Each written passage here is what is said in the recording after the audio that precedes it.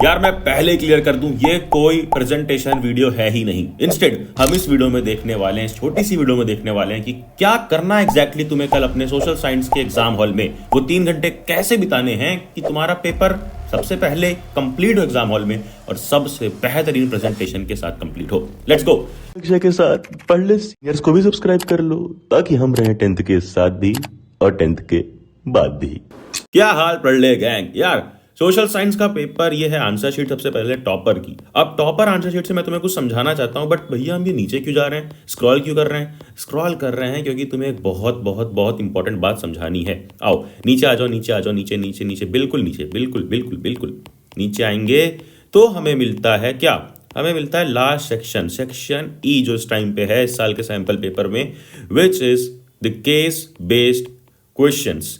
And my recommendation is कि सबसे पहले हम यहाँ पे सेक्शन देख रहे हैं, सबसे पहले करना सेक्शन ई या विच एवर सेक्शन, मान लो अगर किसी और नाम से आ जाता है, डी से आ जाता है, सबसे पहले केस बेस्ड क्वेश्चन कर लेना या फिर कर लेना सेक्शन ए एमसीक्यू। अब मैंने इन दोनों में क्यों बोला तुम्हें?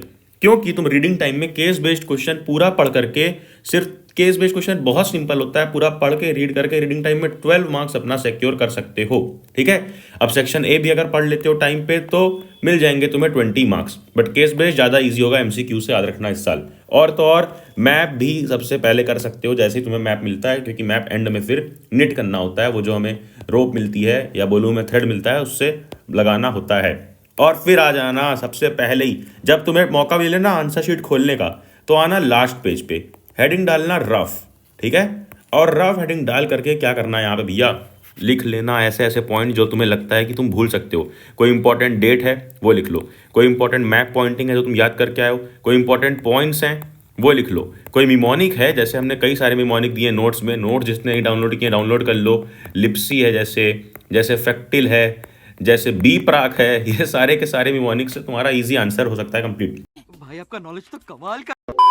तो ऐसा जो भी चीज़ है जो तुम्हें लग रहा है कि भूल सकते हो ना 3 घंटे में, कई लोग यार बहुत एंग्शियस हो जाते हैं, कई सारे स्टूडेंट्स जिनको एक्सपीरियंस नहीं होता है एग्जाम हॉल का, तो प्लीज लास्ट पेज पे जाकर ये सारी चीजें जो भी डिटेल्स तुम्हें लग रहा है इंपॉर्टेंट है वो लिख लेना। फिर आ जाते हैं ऊपर, जो भी सेक्शन तुम अटेम्प्ट करो वो कैसे अटेम्प्ट करना है, कैसे लिखना है, ये बहुत इंपॉर्टेंट है, खासकर सोशल साइंस में। कई लोग बहुत मेजर मिस्टेक्स कर देते हैं टेबल ड्रॉ करने में और काफ़ी चीज़ें ड्रॉ करने में जो हम आज देखने वाले हैं। देखो तुम स्टार्ट करोगे सबसे पहले, मान लो सेक्शन ए से। अब इसने जो भी सेक्शन से स्टार्ट किया है, सबसे पहले ये सोशल साइंस सब्जेक्ट लिखना जरूरी नहीं है। तुम यहाँ पर क्या लिखोगे, सबसे पहले सेक्शन, बड़ी बड़ी हेडिंग डाल के सेक्शन लिखोगे। ये हो गई लेफ्ट मार्जिन, ये हो गई राइट मार्जिन। अब इसने गलती क्या की है कि इसने देखो इस तरह से बनाए हैं, क्या क्या बनाए हैं, एरोस, जिसको हम बोलते हैं बुलेट पॉइंट्स। ये ना ड्रॉ करके, ये ना बना करके तुम्हें क्लियर, सोशल साइंस में हमें याद है कि 3 पॉइंट लिखना है 3 मार्कर के लिए और 5 पॉइंट लिखना है 5 मार्कर के लिए।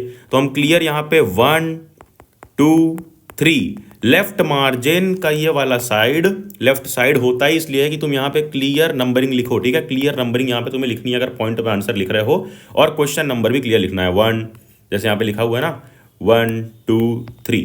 और कई लोग तुम्हें बता रहे होंगे कि लाइन छोड़ देना, बट नहीं नहीं, लाइन ड्रॉ नहीं करना है, सिर्फ लाइन लीव करनी है। एक आंसर तुम्हारा इस लाइन पे कंप्लीट हो रहा है, उसके बाद 1 2 2 लाइन छोड़ दो और फिर अगला आंसर यहां से स्टार्ट करो, फिर 2 लाइन छोड़ दो और अगला आंसर स्टार्ट करो, बस इतना करना है। इतने से प्रेजेंटेशन काफी बेहतरीन हो जाती है। अब कई लोग बोलते हैं कि भैया टॉपर्स तो इस तरह से हो कीवर्ड अंडरलाइन करते हैं, बट ये वेरी शॉर्ट क्वेश्चन में कीवर्ड अंडरलाइन करने की क्या जरूरत है?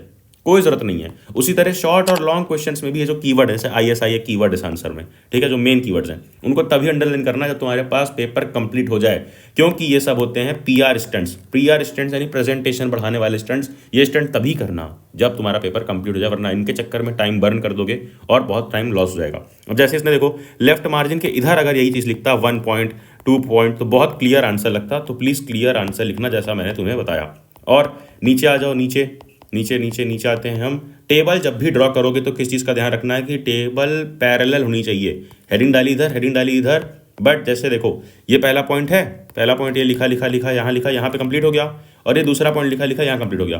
तो एक लाइन लीव करके अगला सेकंड पॉइंट, अगर इस लाइन से स्टार्ट कर रहे हो, इस कॉलम का, लेफ्ट कॉलम का, तो राइट कॉलम का भी यहीं से स्टार्ट करना है। जैसे यहाँ पर मान लो ये यहाँ एंड हो गया, ठीक है, तो ये नहीं कि थर्ड पॉइंट यहाँ स्टार्ट कर दिया और ये वाला इधर स्टार्ट हो रहा है तो थर्ड पॉइंट इसका यहाँ स्टार्ट कर दिया, नहीं, लाइन लीव करो और पैरेलली स्टार्ट करो। यानी जिस लाइन से थर्ड पॉइंट इस कॉलम का, उसी लाइन से थर्ड पॉइंट इस कॉलम का, और हर बार एग्जाम्पल्स इंक्लूड करना, ठीक है। जैसे ये इंक्लूड किया हुआ है, अलग से लिख करके ई डॉट जी डॉट लिख करके करना, तो काफ़ी हाईलाइट होगा कि तुमने एग्जाम्पल इंक्लूड किया है। देन अगली पॉइंट जो सबसे ज़्यादा इंपॉर्टेंट है, सबसे ज़्यादा मैटर करती है सोशल के एग्जाम में, विच इज़ व्हाट, देखो ध्यान से देखना, ध्यान से, नीचे आओ, नीचे नीचे नीचे, जितने आंसर्स आएंगे उसकी जो पॉइंट्स तो हमें लिखनी है, ये तो हमें पता रहता है भैया 1 2 3 4 पॉइंट सब लिखना है, ठीक है।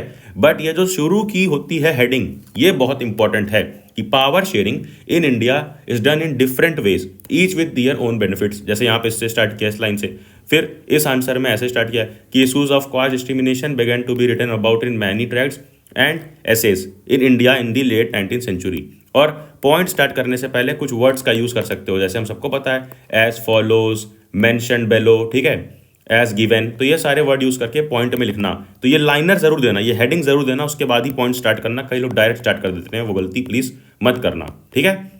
और अगर कहीं पे छोटी मोटी गलती हो रही है, तो इस तरह कोई वर्ड भूल जा रहे हो लिखना, तो यहाँ ऐसे हाइफन देके, एरो दे करके ऊपर ऐसे नीचे लिख सकते हो, ठीक है। फिर नीचे और नीचे, और कुछ गलत हो रहा है तो सिंपल एक लाइन में कट कर देना, ज़्यादा गंदगी प्लीज मत बचाना, जितना साफ रख सकते हो। देखो कितना इसने लाइन छोड़ी है, यहाँ पे खत्म हो रहा है, फिर एक लाइन छोड़ दी, फिर हेडिंग डाली, और हेडिंग के बाद भी एक लाइन छोड़ दी। तो प्लीज पेज की चिंता वहां पे नहीं करनी है, वहां आर इन्वायरमेंट चैप्टर नहीं पढ़ने लग जाना कि इन्वायरमेंट बचाएंगे। यहाँ पे प्लीज एग्जाम अच्छी तरीके से लिख करके आना, और हेडिंग्स क्लियर रखना। देखो 5th 6th तो हेडिंग्स क्लियर हैं, पॉइंटर्स अलग अलग क्लियरली नजर आ रहे हैं, और सोशल में हमें बस यही करना है। क्या करना है, ध्यान से सुनो, ये 2 हाईलाइट जो मैंने मारे, इसमें क्या लिख रहा हूँ, 3 5, 3 मार्कर में 3 पॉइंट दिखने चाहिए, क्लियर विजिबल होने चाहिए, और 5 मार्कर में 5 पॉइंट क्लियर विजिबल होने चाहिए। फिर आ जाओ नीचे, देखो सारे आंसर तुम्हें पॉइंट में मिलेंगे, कोई भी आंसर पैराग्राफ में लिखने की गलती प्लीज मत करना जब तक नेसेसरी ना हो, ठीक है।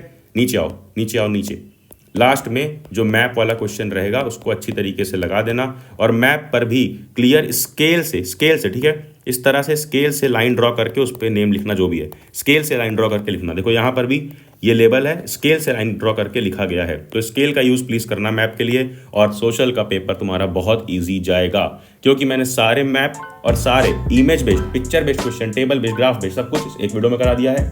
टॉप 100 क्वेश्चंस इस एक वीडियो में करा दिया है। और तो और अगर तुम्हें किसी भी पोर्शन में एनसीईआरटी में या किसी सब्जेक्ट में दिक्कत है, हिस्ट्री में दिक्कत है, ये वाली वीडियो देख लो, 1 शॉट पूरी एनसीईआरटी, ज्योग्राफी में ये वाली देख लो, उसी तरह सिविक्स और इकोनॉमिक्स की भी 1 शॉट फुल एनसीईआरटी वीडियोस पड़ी हुई हैं, 2x पे देखो, और कल एग्जाम में 4x पे पेपर लिख के आओगे। लव यू ऑल, नोटिफिकेशन छेड़ दो, कुछ भी मिस ना हो।